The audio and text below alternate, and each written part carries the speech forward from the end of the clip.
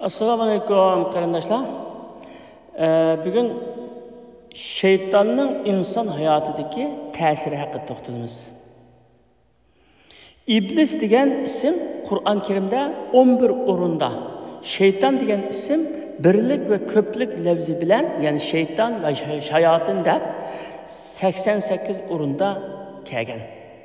İblis Allah Taalaning amriga osiylik qilgan, uning odamga sajda qilinglar degan amriga xiloflik qilgan gadankash maxluqqa qo'yilgan ism bo'lib, shaytonlar iblisning tavalaridir. Shaytonlar insonlarning ashaddiy dushmanlari bo'lib, qadimda iblis Odam alayhissalomga dushman bo'lgan bo'lsa, shuningdan keyin shaytonlar insonlarning dushmanlari bo'lib kelgan. Allah Taala bizni shaytonlarga ergashmaslikka, ularning hiyla mikrlariga aldanmaslikka ve shaytonlarni dushman tutishga buyurgan. Arab tilida shayton degan so'z to'g'ri yo'ldan qasddan chiqib ketgan ozg'un va ozdurg'uchini ifodalaydi. Qur'on Karimning ta'biri bo'yicha shayton ikki turlik bo'ladi. Biri jin shayton, yana biri odamiy shayton. Jin shaytonlar körgülü ve tutkulu bulmaydıgan yoşurun azdurgucular bulup, ular iblis ve onun yolunu devamlaştırganlarda öz ifadesini tapıdı. Adem'in şeytanlarının asaslık işi kişilerini Allah Taala'nın dininden yiraklaştırıp, Allah Taala'nın körsetmelerine zid keladigan eqim ve yollarını peyda kılıp, kişilerge hatanı toğra, batılını hakikat, günahını çıraylı kılıp körüstüş arkalık, ulanı onunla güçlük davet için ibaret. Mana bu, Adem evladı bilen iblisinin təvəlləri oturuşudaki tarihi tokunuş ve düşmanlıkının sebebi. Adem'in şeytanlarının insanlığa bolğan düşmanlığı, cin şeytanlarının düşmanlığının güçlük. Ebu Hureyre radıyallahu anh'ın rivayet kılındı ki Peygamber sallallahu aleyhi ve sellem Ebu Zer radıyallahu anh'a Ebu Zer cin şeytanlarının ve Adem'in şeytanlarının ziyankeşliğinin panah dileyen degende men ya Resulullah Adem'in şeytanlar mı var mı diye soruverdim. Peygamber sallallahu aleyhi ve sellem Adem'in şeytanlar cin şeytanlarının yamanraqdır degan. İmam Ahmed rivayet etti.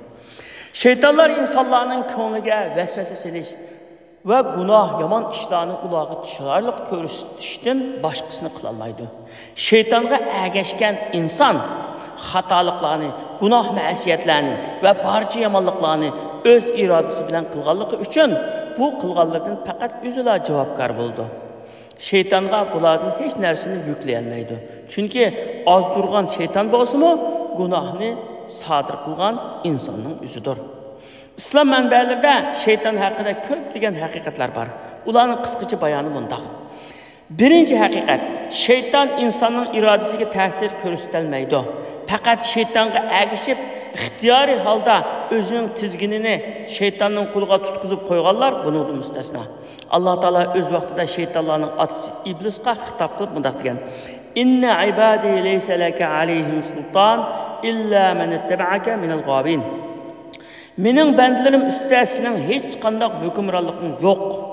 Faqat ozg'unlardan sana ergashganlar buningdan mustasno. Ya'ni shaytonga ergashganlarni ergashtirib ketalaydi. Shu sababdan shayton qiyomat kuni bu dunyoda o'ziga ergashganlarga bu haqiqatni e'lon qildi va javobgarlikni ustiga olmaydi. Bunu ayet bu hakikatke işaret kıldı. Ve qala şeytanu lemma qudiyal amru innallaha va'adakum va'dal haqqi ve va'adtukum fa akhlaftukum ve ma kana li alaykum min sultanin illa an da'utukum fastajabtum li fala talumuni ve lumu anfusakum.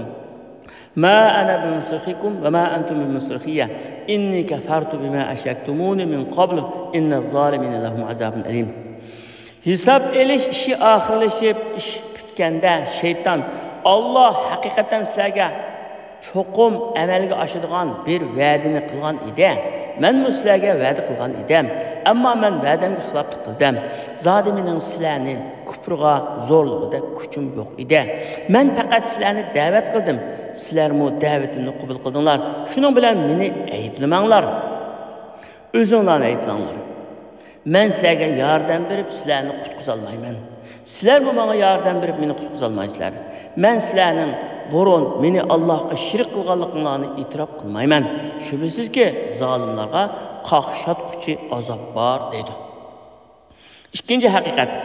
Şeytanның qila oladiğini faqat insonlarning ko'ngliga vasvasa silishdan iboratdir. Buningdan ko'pragiga şeytanның kuchi yetmaydi. Ya'ni şeytan buningdan cho'ngini qila olmaydi. İnson şeytanның o'zini yomon ishlarni qilishga vasvasa qilganligini albatta his qiladi. Lekin inson o'z-o'zini bir bahonalar bilan qondirib aldaydi. Şeytan qiziqtirgan gunohga oxiri yuzlanadi. İnnellezine taddu ala adbarihim min ba'di ma tabayyana lahum-eş-şeytanu sawwala lahum ve amla lahum.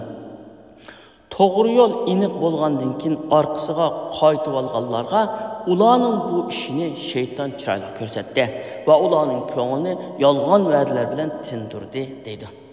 Uchinchi haqiqat. Alloh taolo yaxshilik bilan yomonlikning turtkilari o'ttirisida tangpungliqni saqlash uchun shaytonni insonlarning hayotiga belgilagan. Ya'ni insonda perishtedek buluş iqtidori bor, şeytandek buluş iqtidori bor. Çünkü insonda ruh ve nefs bor. Perishtede ruh bor, nefs yok.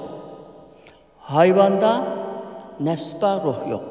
Şuna insonda perishtega xos bo'lgan xislat mi bor, hayvonga xos bo'lgan alohidlik mi bor. Şuna inson ikkisining o'tirisida ixtiyor egisi. Allah şuna ona aql bergan, aqlini ishlatgan degan. Alloh taolo hammamizni shaytonning ozdirishidan saqlag'ay va to'g'ri yo'ldan ozdirib atmay, to'g'ri yo'lda qilg'ay. Amin.